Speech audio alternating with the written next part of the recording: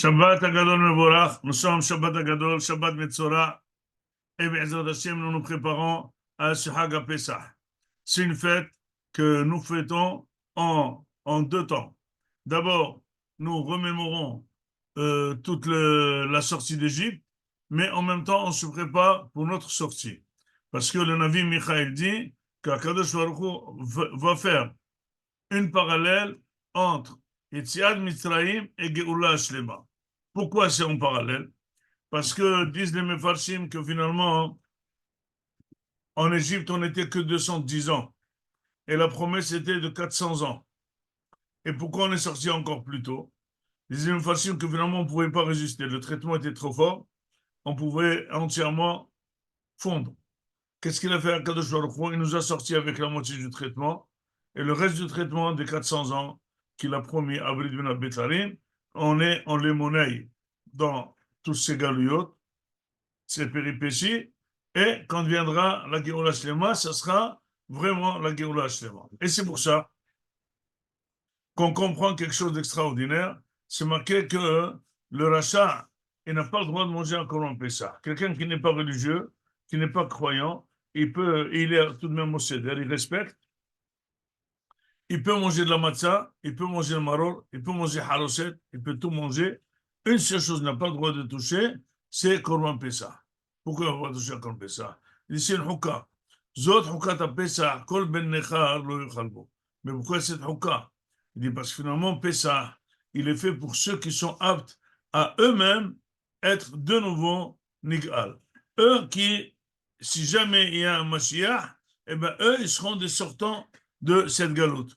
Alors, si jamais il fait partie des futures personnes qui vont être délivrées, il fait le Pessah. S'il ne fait pas partie, c'est quelqu'un qui n'est pas croyant, il n'a pas le droit parce qu'il s'appelle qu'il mange des Kodashim, alors qu'il ne peut pas faire partie du tout.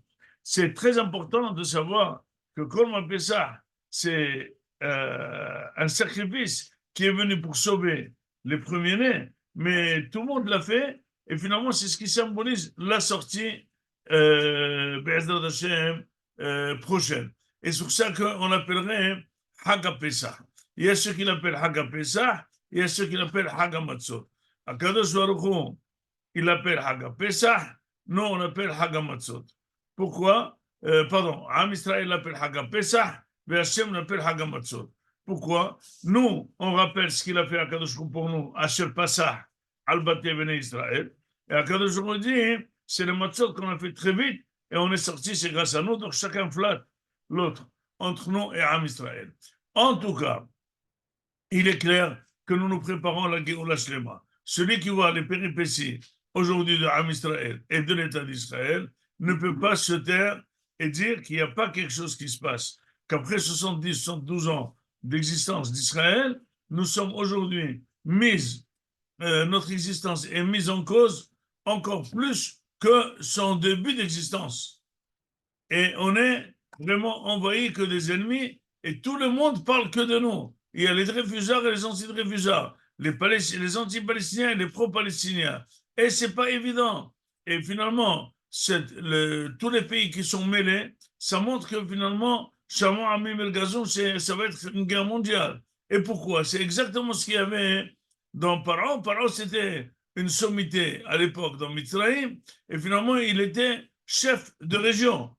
Et quand Paro est tombé, tous les alliés de Paro, Shama Amir Gazon, Hila Hazo Shwe Rachel, Adnou Alouf Edom, et les Moab et Hazemon, Namon Kolo Shwe Kenaan, Koulam, ils ont commencé à trembler, parce qu'ils ont dit si le chef il est tombé, il ne restera plus rien. Donc nous allons d'abord dire quelques halachot pour Shabbat Agadol.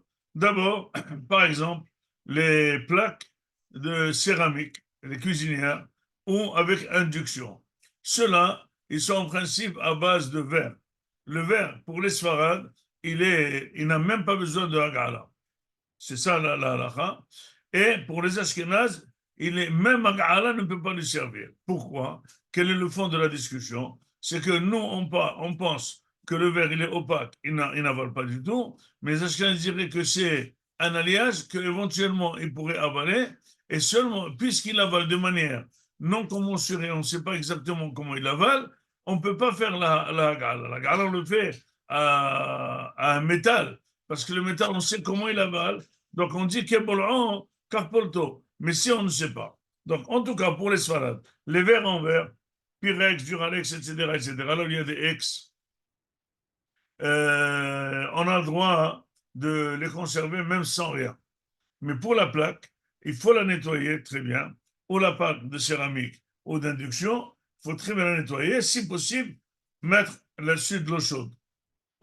Si possible, mettre un papier alu. Mais le papier alu, il marchera éventuellement dans les plaques céramiques, mais ne marchera pas dans les plaques induction. Donc, il suffit de bien laver, nettoyer, mettre un produit pour super nettoyer et éventuellement verser de l'eau chaude là-dessus. Voilà. En ce qui concerne le chauffe-eau, le chauffe-eau manuel, là, normalement, si on ne fait pas de hametz, on fait que chauffer de l'eau, ben, il n'y a rien à faire. Si jamais c'est des chauffe-eau comme on a en Israël, 40 verres, 50 verres, c'est des grosses choses. Là aussi, si on chauffe que de l'eau, il n'y a pas de problème. Souvent, parfois, on met des choses à chauffer là-dessus. Là, ça rend tout le chauffe-eau hametz. Ça, c'est sûr. Donc, il faut lui faire un gala. Ça, c'est certain. Mais si jamais on n'a jamais mis là-dessus un gâteau à chauffer ou à dégivrer, ou une pita à bronzer, eh bien, il n'y a pas de problème. On a le droit. La plaque en elle-même, à vrai dire, la plaque, normalement, hein, c'est comme les grilles du gaz. Les grilles du gaz, à vrai dire, les Ashkénazes sont mahmirim de le brûler jusqu'à ce qu'il devienne rouge. Mais les Sfarades, il se suffit de les laver et de les rincer avec de l'eau chaude et on va remercier. Pourquoi? Parce qu'il y a un principe qui s'appelle du Mordechai, que quand un Keli assaut, il touche un Keli Mouta, s'il n'y a pas de liquide entre eux, il n'y a pas de transmission. Or, nous, on met une marmite sur une plaque. Imaginez-vous une marmite cachée à la Pessah sur la plaque. Jamais cette marmite ne peut avaler rien de la plaque, sauf s'il y a un liquide entre qui relie la plaque et relie la marmite. Donc finalement, normalement, non. Mais seulement, il peut s'avérer qu'il y a des choses qui débordent. Il peut s'avérer que tu as mis la marmite sur un bout de ham, etc., etc. Donc d'abord, nettoyer à fond. Deuxièmement, comme c'est marqué dans Maran, dans tous les cas, Maran il dit il faut être mahmir de faire irouille, de l'eau chaude sur la plaque. Et c'est tout. Maintenant, si jamais tu veux être mahmir, tu mets là-dessus de l'aluminium. L'évier, aussi la même chose. L'évier en lui-même, même si jamais il peut être lui hametz, on ne voit pas comment, par la halakha, il peut rendre quelque chose d'autre hametz. Pourquoi? Parce que, l'évier, on ne crie pas dessus. Et là, imaginez-vous que du hametz a été versé, ou des pâtes sont tombées là-dessus. OK. Mais maintenant, comment voulez-vous qu'une marmite de cachère, qui va être posée sur l'évier, elle va avaler le hametz qui est sur l'évier? C'est pas possible. C'est pas possible. Parce que l'évier, il s'appelle Teta Agava, c'est du car. Du car, le chaud n'a pas la possibilité de chauffer ce qui est en bas de lui et de sucer le hametz. Donc, en principe, là aussi, il suffit de mettre de l'eau bouillante qu'on peut bouillir avec le chauffe-eau électrique et cachériser et l'évier et le kior où on lave les kélim. Voilà. Ça, c'est une première chose. Deuxième chose qui est importante le soir du Seder, c'est qu'il faut savoir que le soir du Seder, ça commence la journée, très tôt la journée. Ça veut dire qu'il faut se reposer, il faut dormir. Parce que celui qui ne dort pas, celui qui ne se repose pas, il est très nerveux le soir. Il n'a pas le temps de prendre le plaisir de faire le Seder. Maintenant, il y a une deuxième limite du Seder qui est, si on fait Arvit dans le temps, c'est la deuxième limite, c'est qu'il faut terminer à Hatzot. Or, Hatzot, je ne sais pas quelle heure en France, ça veut dire à minuit française de la journée, pas minuit, mais à la minuit, ça va être 1h40, quelque chose comme ça, il faut voir dans le calendrier. Il faut tout terminer en principe. Donc, il ne faut pas laisser traîner. La seule chose qu'éventuellement on peut laisser traîner, c'est le restant du Hallel, la deuxième partie du Hallel.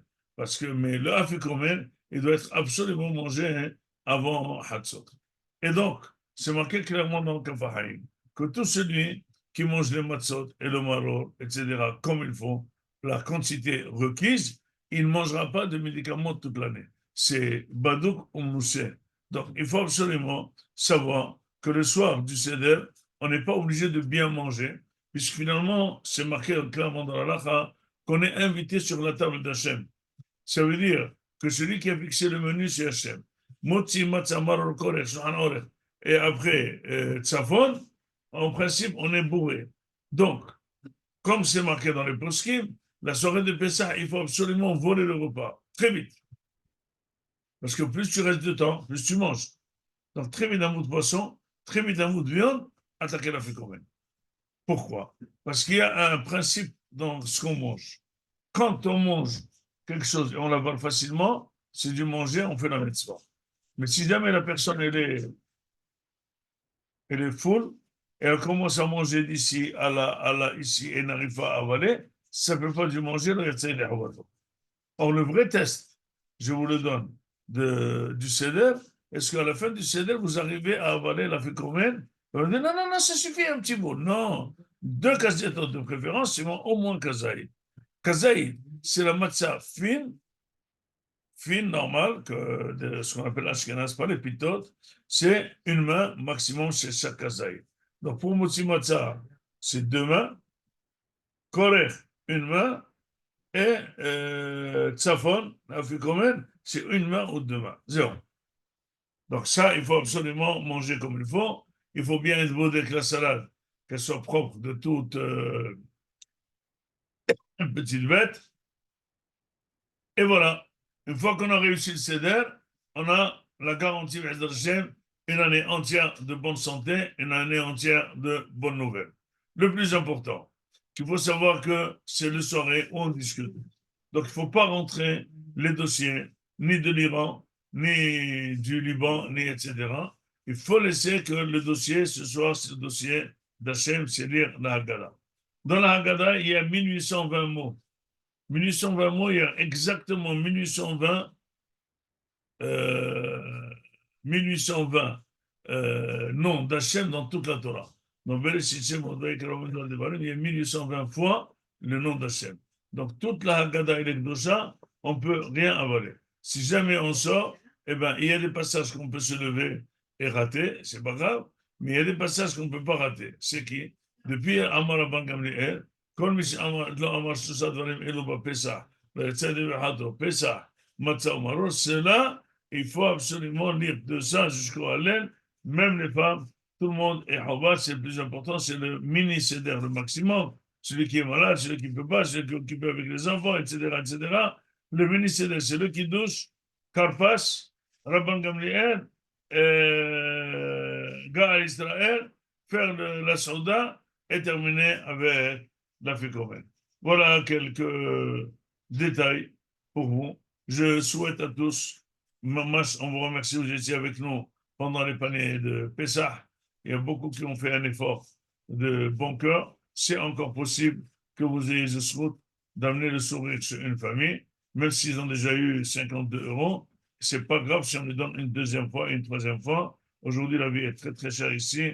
Il y a des familles de 8, 10 enfants qu'on n'arrête jamais de dépenser d'argent, donc on les soutient. Eh bien, c'est votre route. Le plus important, c'est prier que Bézat Hashem, que cette année, que ce mois-ci, Nissan Nigalou, ou Nissan Atinin Gaël, que Akadosh Baruch il fasse le maximum, même si jamais il y a de la tension, mais il faut absolument arriver à la Géoula. Il faut nous réveiller nos frères qui ne sont pas religieux, leur parler avec leur langage, leur parler gentiment et les rapprocher pour qu'Akadosh Baruch trouve qu'Am Israël, il est vraiment apte et qu'on soit tous dans cette Géoula. C'est dommage qu'il nous arrive, s'il est arrivé en Mitzrayim, que 80% des gens sont morts dans le Makat Haosher. Nous, on veut que 100% des gens, seront dans le Mashiach, et quand le Mashiach viendra, alors là, on ne fera aucune politique, ni gauche, ni droite, ni centre, et là, la vraie politique, c'est comment servir à Kadosh Baruch Hu, être à ses côtés, et Rasson Shiel Kulam, Pesach Kajev Sameach, Nahad Vesimha, vous et tous vos proches et toute votre famille, que la simha soit toujours chez vous et ne s'arrête jamais, que vous voyez les simahot des enfants et des petits-enfants, et sachez que le zchut de la Torah vous accompagne à jamais. Amen ve Amen. Shabbat Shalom Mevorach, Shabbat Agadol Mevorach, Pesach Kasher ve Sameach.